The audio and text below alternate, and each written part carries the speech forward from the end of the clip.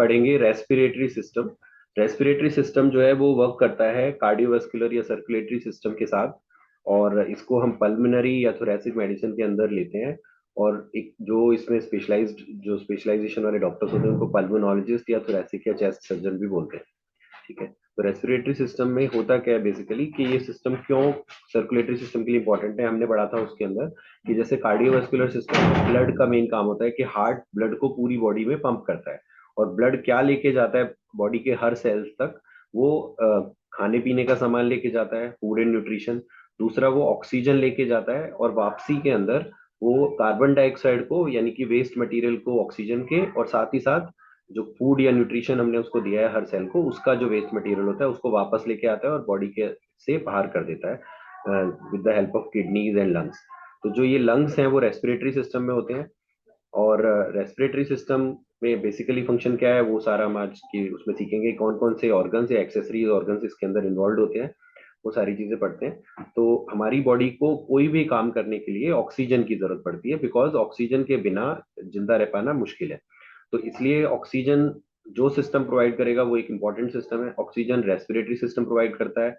और ऑक्सीजन होती कहाँ पर है? बहुत सारे लोग पूछते हैं सर ये रेस्पिरेटरी सिस्टम लंग्स कैसे ऑक्सीजन देते हैं, लंग्स कहाँ से बनाते हैं? बनाते नहीं है, हमारे एनवायरनमेंट में क्या है, ऑक्सीजन ऑलरेडी प्रेजेंट है। तो जो ऑक्सीजन प्रेजेंट है एनवायरनमेंट में उसका मैं रेशो आपको पहले भी बता चुका हूँ, नहीं तो एक बार और बता देता हूँ किस तरह से हमें ऑक्सीजन मिलती है।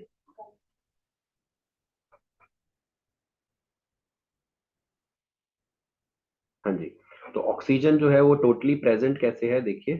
तो अगर हम 100% एयर की बात करें जो हमारी एनवायरनमेंट में है, उसमें से 100% एयर में से जो 78% एयर है वो है नाइट्रोजन। कौन सी है वो? नाइट्रोजन। आपने सुना होगा नाइट्रोजन के बारे में। 21% है वो आपकी ऑक्सीजन है। अब जो बाकी की 1% बचती है, वो 1% क्या है? वो 1% जो एयर है वो सारी मिक्स में है, जिसमें कि कुछ जहरीली गैसें हैं, पॉल्यूशन भी हो सकता है। ठीक है, नॉर्मल कोई भी मल्टीपल तरह की गैसेस हो सकती हैं इसके अंदर।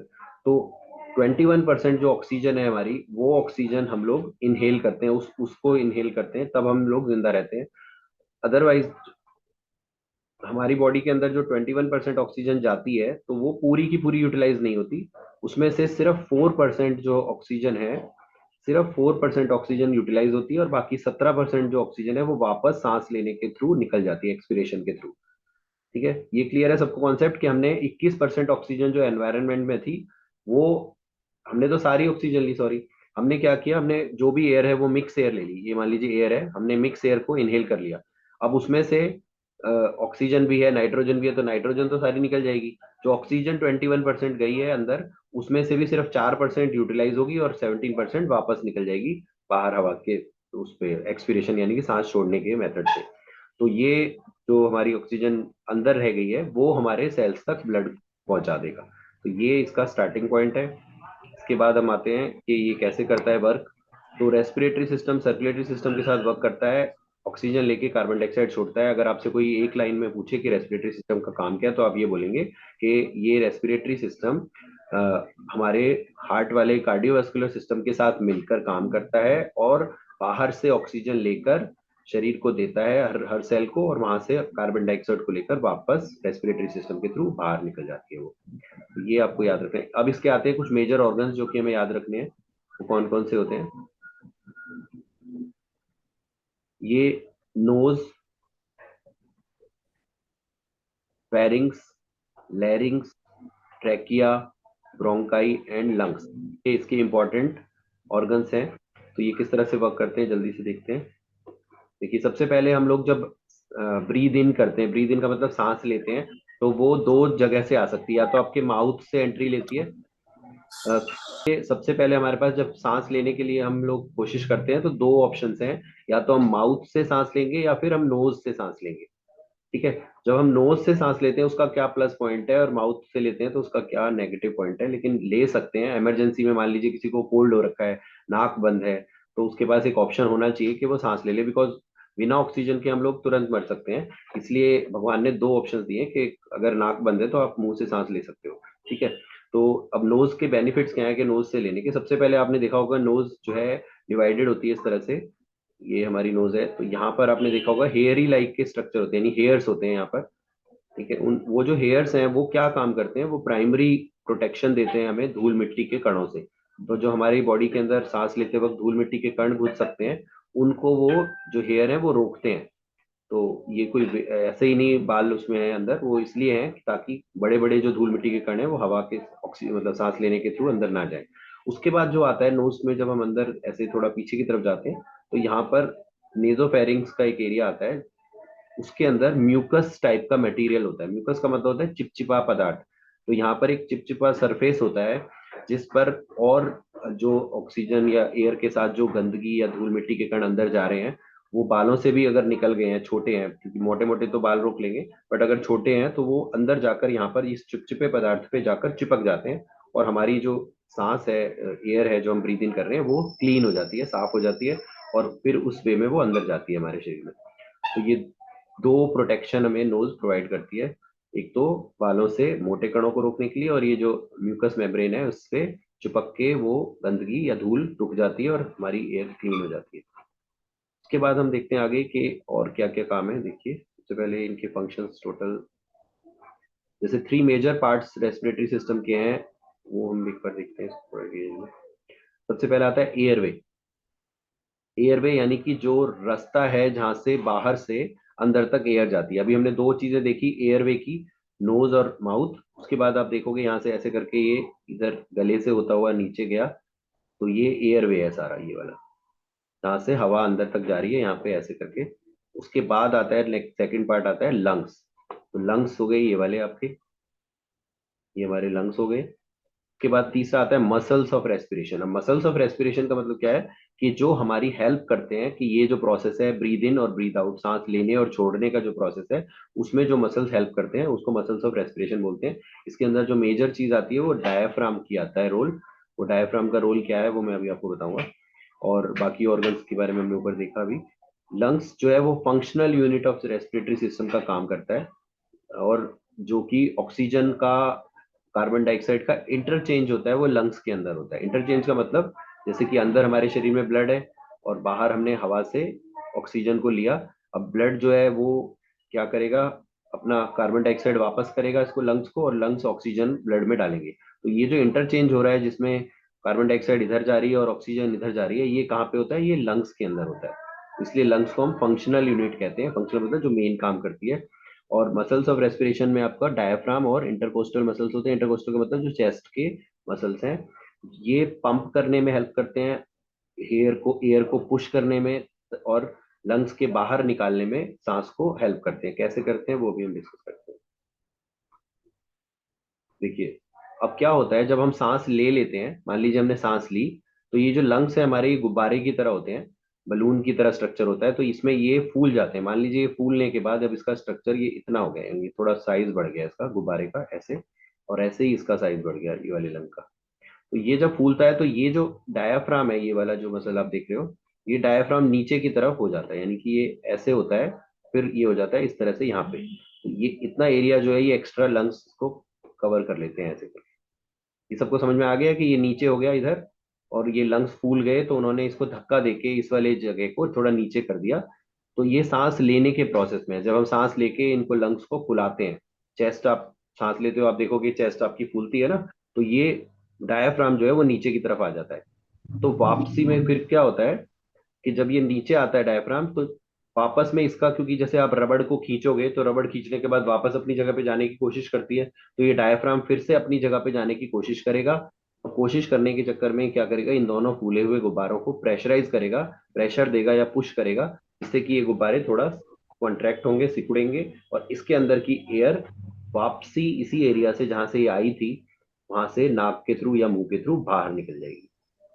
तो ये हमारा सांस लेने और छोड़ने का प्रोसेस है। ये वॉलेंट्री और इनवॉलेंट्री दोनों होता है, यानी आप जानबूझकर सांस ले और छोड़ सकते हो, और अनजाने में भी आप नहीं, अगर आपको पता है कि आप सांस ले रहे हो या छोड़ रहे हो, तो भी ये प्रोसेस चलता रहता है। जैसे आप किसी से बात कर रहे हो, पढ़ रहे हो, ड्राइव कर रहे हो, आपको पता ही नहीं है कि मैं सांस ले रहा हूँ, और ऑटोमेटिकली ये प्रोसेस चलता है। तो ये दोनों तरह का प्रोसेस है। कोई एग्जाम में क्वेश्चन आता है कि वॉलेंट्री यानी कि आपको पता होने वाला, और नॉन वॉलेंट्री जो आपको नहीं पता है, इनवॉलेंट्री, वो वाले काम कौन सा है, तो आप रेस्पिरेशन कह सकते हो या ब्रीदिंग कह सकते हो। ठीक है। यहाँ तक कोई डाउट किसी को?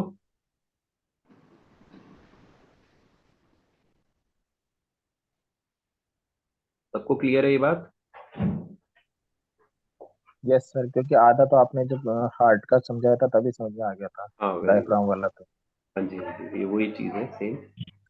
अब हम थोड़ा सा इसमें डिटेल ले लेते हैं इसकी। नीचे चलते हैं, अब हम एक एक करके इसको देखते हैं, anatomy of the respiratory system को, कि क्या काम होता है। ये वैसे मैंने अभी आपको जो समझाया है, नोज एंड नेजल कैविटी का मैंने आपको बता दिया है कि हेयर क्या काम करते हैं। क्या ये हेयर का मैंने आपको बता दिया, और म्यूकस मेम्ब्रेन क्या काम करती है ये मैंने बता दिया। नेजल कैविटी में सांस ऐसे जाती है, हेयर जो है वो रोकते हैं गंदगी को, और जो म्यूकस लाइनिंग है वो उसमें गंदगी को चिपका लेती है, जो कि ट्रैप करती है डस्ट को, मोल्ड को, पॉलन को, और कोई भी एनवायरमेंटल कंटेमिनेंट होता है उसको।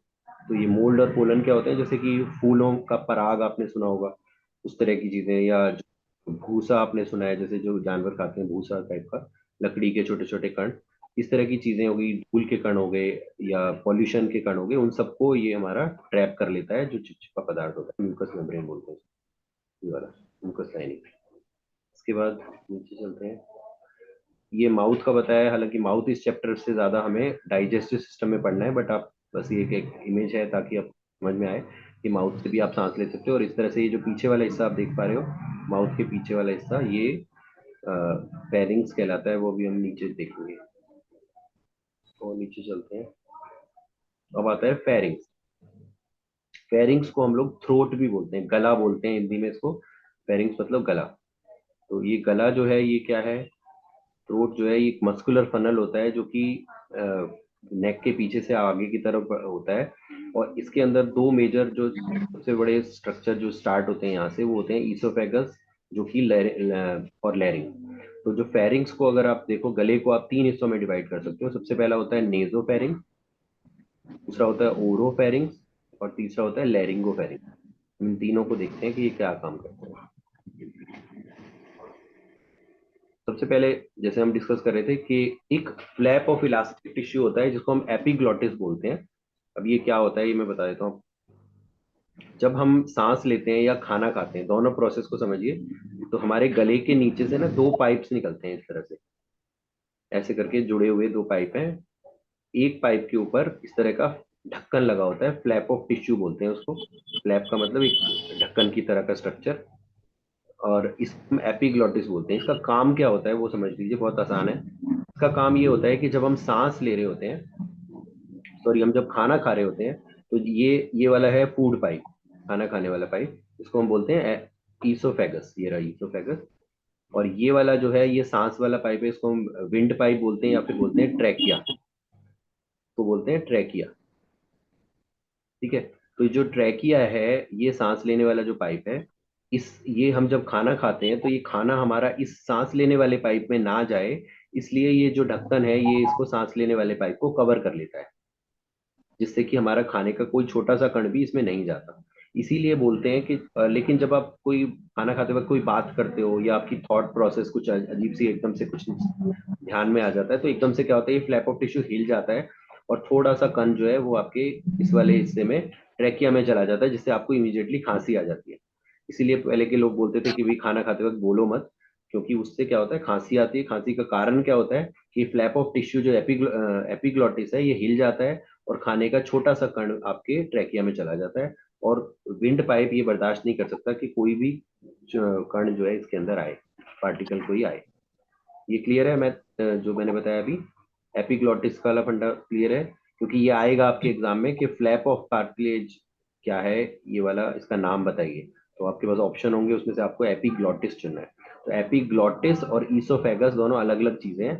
एपिग्लॉटिस एक छोटा सा ढक्कन है, और ईसोफेगस एक पाइप है जिसमें से आपका खाना गले के नीचे पेट तक जाता है। ठीक है। उसके बाद आता है लैरिंग्स। ये इंपॉर्टेंट और इंटरेस्टिंग सा है लैरिंग्स थोड़ा सा। देखिए, लैरिंग्स में क्या होता है, इसको हम वॉइस बॉक्स भी बोलते हैं। वॉइस बॉक्स का मतलब है इससे हमारी आवाज जो बनती है वो लैरिंग से बनती है।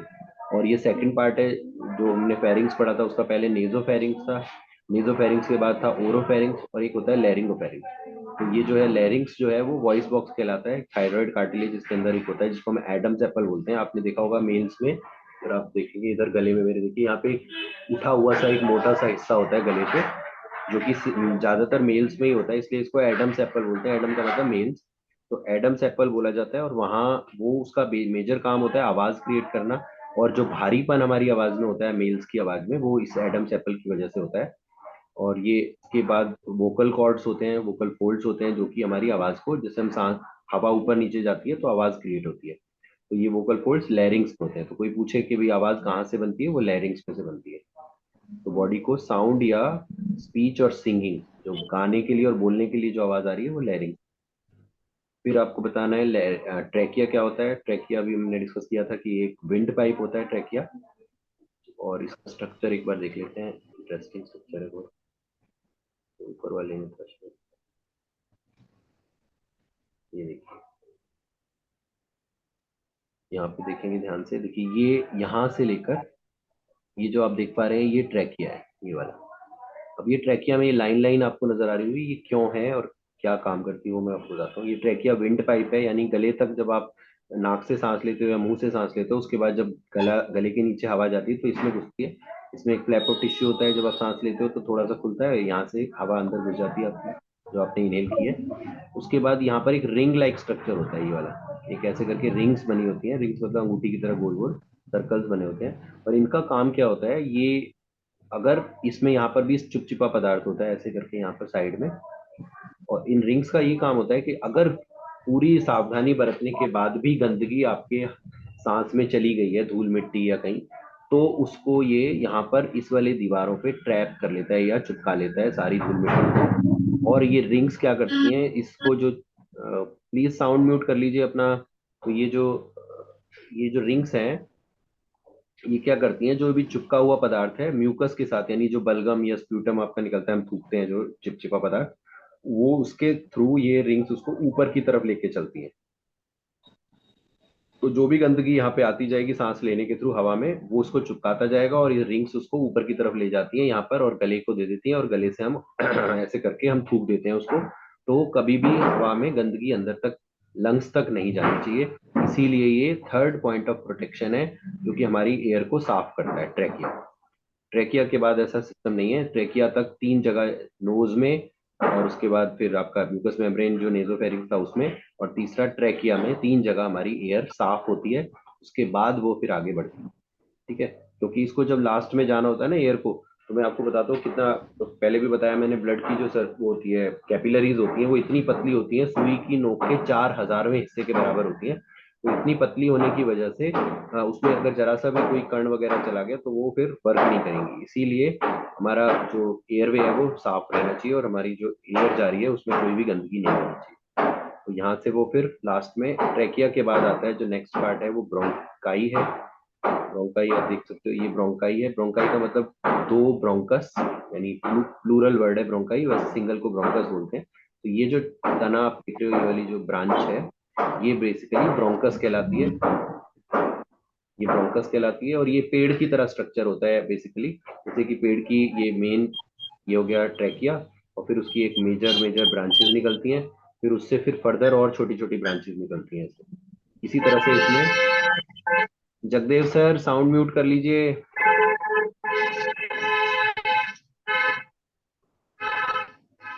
जगदेव सर साउंड म्यूट कर लीजिए, थैंक यू। साउंड म्यूट कर लीजिए सर, आपकी बैकग्राउंड में गाड़ियां चल रही हैं सर, म्यूट कर लीजिए। ओके, उसके बाद फिर ये जो ब्रोंकस है, ये क्या करता है, यहाँ से फिर फर्दर छोटी छोटी और ब्रांचेस स्टार्ट होती हैं, उनको हम बोलते हैं ब्रोंकियोल्स। नीचे एक बार चल के देखते हैं इसके बारे में, इमेज में मैंने आपको बता दिया।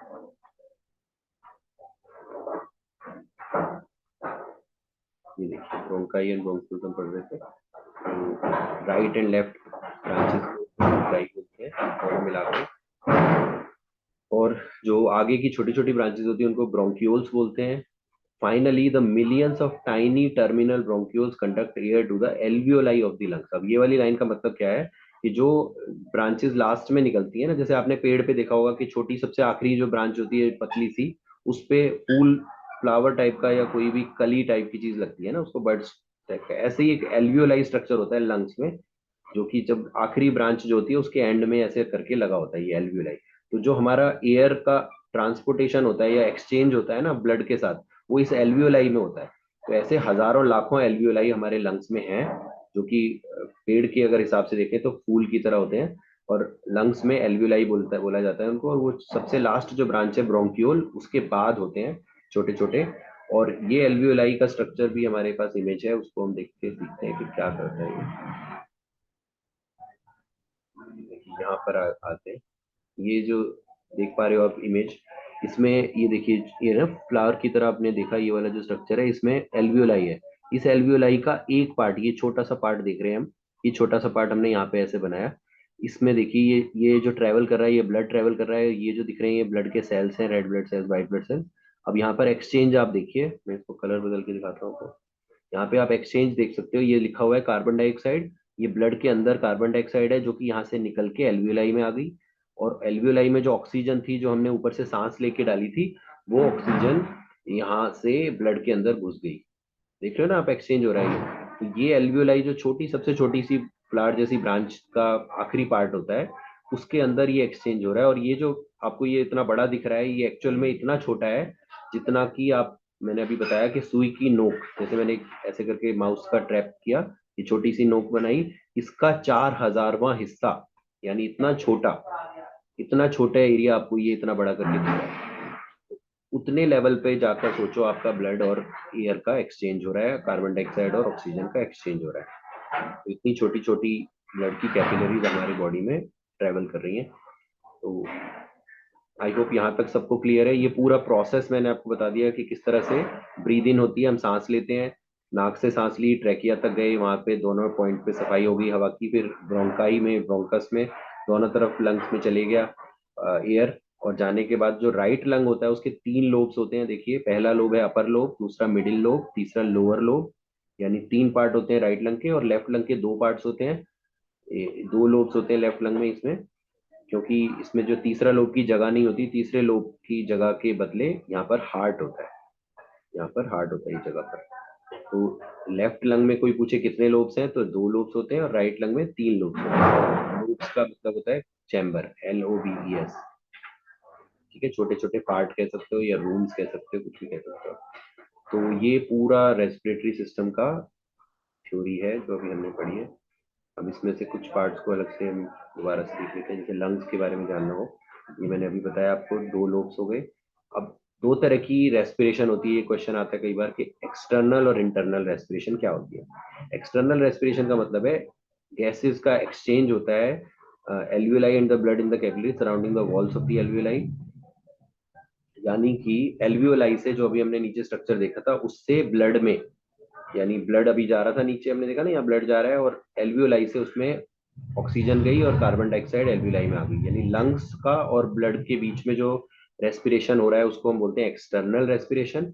और जब वो ब्लड लेकर पूरी बॉडी में चला जाता है, तो हर सेल को जो वो देता है, अब ये ब्लड है, वो हर सेल को दे रहा है ऑक्सीजन और वापसी में कार्बन डाइऑक्साइड ले रहा है, उसको बोलते हैं इंटरनल रेस्पिरेशन, यानी अंदरूनी रेस्पिरेशन ये है। और इसका ट्रांसपोर्टेशन ऑफ गैसेस मैंने समझा दिया है। अब जो दूसरा काम जो ब्लड कर रहा है वो क्या कर रहा है, ऑक्सीजन कैरी करने के लिए हीमोग्लोबिन को कैरी करता है। हीमोग्लोबिन एक प्रोटीन पिगमेंट होती है जो कि ऑक्सीजन को और कार्बन डाइऑक्साइड को कैरी करती है, और वापसी में कार्बन डाइऑक्साइड लाती है, और जाते वक्त उसको ऑक्सीजन को लेके जाती है। तो 99% जो ऑक्सीजन मिलती है वो हीमोग्लोबिन के थ्रू मिलती है सेल्स को।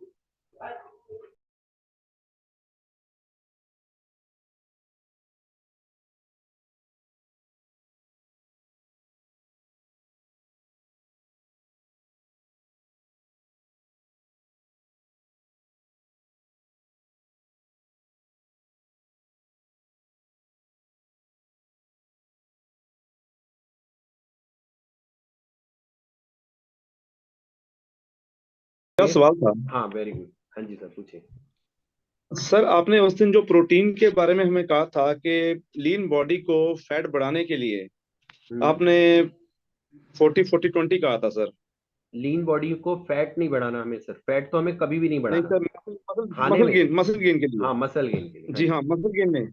हाँ जी, हाँ अगर जी। उसकी मसल गेन में है तो उसमें फैट नहीं बढ़ा सकते सर। मगर सर ये जो ये फॉर्मूला है, ये हम्म। सर आम बंदे के लिए यूज होता है, जहाँ जो मेहनत करने वाले हैं, उनके ऊपर उनसे अलग से डाइट होगा सर। नहीं देखिए, कंपटीशन का अलग ही चीज होती है। कंपटीशन में जब हम नहीं किसी नहीं की सर, नहीं हाँ। नहीं, नहीं अच्छा। सर, मैं आपको मेरी बात पूरी ध्यान सुनिए। हम्म। सर जहाँ पे मेरा जिम है, हम्म। मेरे पास में जो क्लाइंट आते हैं ना सर, हाँ जी।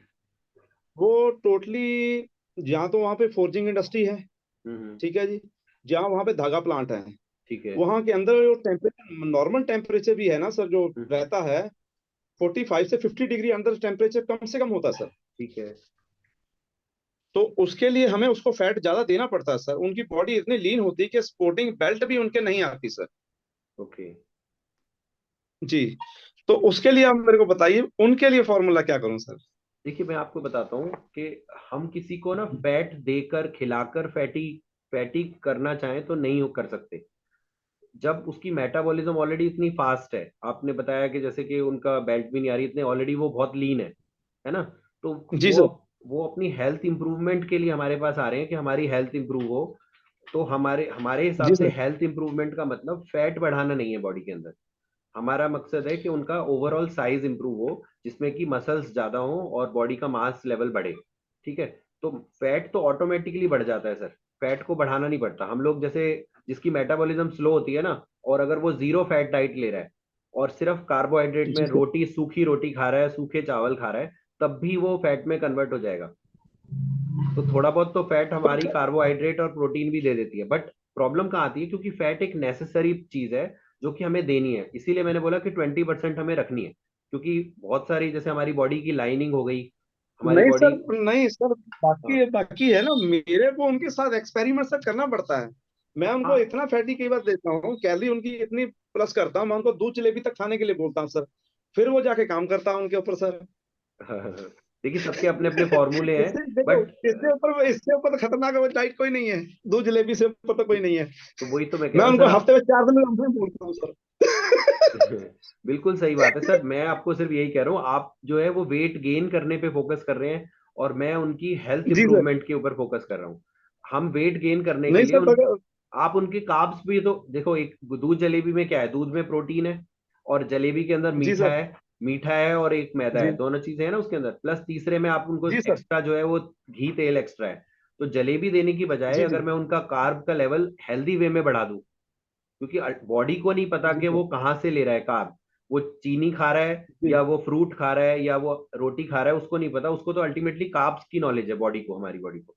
तो हम अगर उसको जी। जी। अच्छी चीज के रिप्लेसमेंट में भी तो दे सकते हैं ना।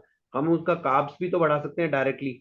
हम उनको फ्रूट बढ़ा दें। फिर उनके उनके लिए मैं उनको खाने में क्या बोलूं सर? आप बताइए, हाई कार्ब हाँ। फॉर देखिए, हम अभी दोनों का सस्ते मकसद है कि बजट में। उनकी कैलोरीज बढ़ाना। हम लोग जो चाहते हैं वो क्या है कि सर, उनकी ज्यादा सर कैलोरीज कुछ जाए बॉडी में। सस्ता बजट भी चाहिए ना। देखिए सर, वो जहाँ पे जिम में है, वहां पे उनकी तनख्वाह 10-12 हजार से प्लस नहीं है सर। हाँ जी। तो इसी एरिया में वो चल रहे हैं, उन्होंने अपने शौक भी पूरे करने हैं सर। तो रेंटल भी उन्होंने निकालना है, सारा कुछ ऐसे ऐसे है सर। वो तो सही है सर, लेकिन आप उनको कार्बोहाइड्रेट के हिसाब से गेनर अच्छा दे सकते हैं। अगर किसी कंपनी का अच्छा गेनर आता है जिसमें हाई कैलोरीज होती हैं, सस्ते में भी आते हैं। इंडियन कंपनीज बहुत सारी जी ऐसी हैं जो सस्ते में गेनर बनाती हैं, और उनका मकसद होता है कि उनको कार्ब्स ऐसे मिले जिससे कि कैलोरीज बढ़े। ठीक है। और सस्ते में अगर आप जी देखोगे सर। तो जैसे बनाना आप देते हो, केला देते हैं ना किसी को, केले में काफी सारी कैलोरीज होती हैं, और केला बहुत अच्छा कार्ब का जी जी। सोर्स भी है। तो आप दूध जलेबी जितने का वो खरीदेगा ना, उतने में उसको एक दर्जन केले खरीद सकता है वो, मेरे हिसाब से इतना तो रेट होगा ही वहां पर भी। तो उतने में अगर वो एक गिलास दूध के साथ 5 केले खा ले तो ज्यादा उसके लिए हेल्दी है, बजाय इसके कि वो जलेबी खाए। तो जलेबी में ऑयल ठीक है सर। ट्रांस फैट वाला ऑयल है। तो हमें ये कोशिश करनी जी है सर। कि उसको बाजार का चीज कम से कम खिला के हेल्दी चीजें ज्यादा खिलाई जाए। तो अब जैसे आप कहते हो जी फैट सर। की बात करते हो, तो एग्स अगर आप खिला रहे हो, एग्स हमने उसको मान लीजिए बोले 8 एग्स खाने हैं, तो उसमें से हमने 4 एग्स कम से कम उसको येलो पार्ट भी खिला दिया। तो इतना येलो पार्ट जो 4 हैं वो उसकी 10 तरह, 1 किलो जलेबी से ज्यादा फैट प्रोवाइड कर देगा उसको। जी सर। ठीक है। और न्यूट्रिशन क्या देगा वो उसके अंदर, जो फैट, ये एग का येलो पार्ट होता है उसके अंदर प्रोटीन भी मिल जाएगी उसको, उसके अंदर मल्टीविटामिन भी मिल जाएंगे, मिनरल्स भी मिल जाएंगे, और साथ ही साथ उसको जी हाई जी। लेवल ऑफ कोलेस्ट्रॉल भी मिल जाएगा। हालांकि वो कोलेस्ट्रॉल अवॉइड करना चाहिए, बट वो मिलने से फायदा क्या होगा उसको, कि उसका टेस्टोस्टेरोन का लेवल बढ़ जाएगा, हार्मोन का। और जितना टेस्टोस्टेरोन का लेवल जी बढ़ेगा उतनी उसकी बॉडी के अंदर मसल डेवलपमेंट बढ़ जाएगी। तो वो एक हेल्दी तरीका हो गया। जी सर। ठीक है ना सर, जी ये मैं सर। कहना चाह रहा हूँ। बस हम उसको चेंज खत्म नहीं कर रहे, कैलोरीज तो हमें देनी ज्यादा ही है, बट हम उसके ऑल्टरनेटिव्स ढूंढ जी सर। लेंगे कि जो बेटर ऑल्टरनेटिव है वो दें और सस्ते भी पड़े। अंडा भी ज्यादा महंगा नहीं है, अगर जी सर। 8 अंडे सुबह शाम खाएगा, हालांकि अगर वो नहीं खाएगा तो दूध जलेबी से फिर वो मस्कुलर भी नहीं बन पाएगा, थोड़ा बहुत फैट निकल जाएगा, पेट निकल जाएगा, लेकिन वो फिर उतना साइज गेन नहीं कर पाएगा, क्योंकि साइज के लिए तो सही से। अल्टीमेटली उसको मसल ही बनाना है और मसल के लिए प्रोटीन ही खाना पड़ेगा उसको। ठीक है सर। जी सर। सर सर थैंक मेरा यू एक सर। क्वेश्चन था। हाँ जी शैलेश। हाँ सर, ये जैसे मतलब ये जो फैट होता है, एक्स्ट्रा फैट होता है, तो ये जो जैसे हम एक्सरसाइज करते हैं और अपना आपको लेवल में लेकर आते हैं, तो वो जो फैट होता है सर, वो मसल में कन्वर्ट होगा या नहीं? मसल में फैट कन्वर्ट होता है ना सर? नहीं नहीं नहीं, ये भी जैसे कार्निटीन एक सप्लीमेंट है, मैं आपको बताता हूँ, उसको पहले मार्केट करती थी कंपनीज कि कार्निटीन फैट को मसल में कन्वर्ट करता है, तो जो कि गलत था। तो फैट कभी भी मसल में कन्वर्ट नहीं होता, फैट एनर्जी में कन्वर्ट हो जाता है, यानी आप फैट को बर्न करोगे ना तो एनर्जी ज्यादा मिलेगी। जी। अगर आपको एनर्जी ज्यादा मिलेगी तो आप ज्यादा वर्कआउट करोगे, ज्यादा वर्कआउट करोगे तो मसल ज्यादा फटेगा, मसल ज्यादा फटेगा और आप उसको प्रोटीन ज्यादा खिलाओगे तो वो मसल में कन्वर्ट होगा। तो carnitine okay sir. Fat fat को बर्न करने के लिए mitochondria of the cell, cell के अंदर एक माइटोकॉन्ड्रिया होता है, ट्रांसफॉर्मर कहलाता है वो सेल का, उसके अंदर वो वर्क करता है और वो ज्यादा बर्न करता है फैट को। ठीक है, तो जब ज्यादा फैट बर्न होता है एनर्जी ज्यादा देती है, 9 कैलोरीज मिलती है, मैंने बताया था 1 ग्राम फैट बर्न होने से। तो ये बात याद रख लीजिए, फैट मसल में कभी कन्वर्ट नहीं होता, उससे जो एनर्जी मिलती है, मसल फटता है, मसल गेन होता है, उससे कन्वर्ट होता है। मीटिंग का टाइम खत्म हो गया है, कोई भी और डाउट हो तो आप मेरे से व्हाट्सएप पे या कॉल करके पूछ सकते हैं, अगली क्लास में मिलते हैं। Thank you very much. Thank you sir.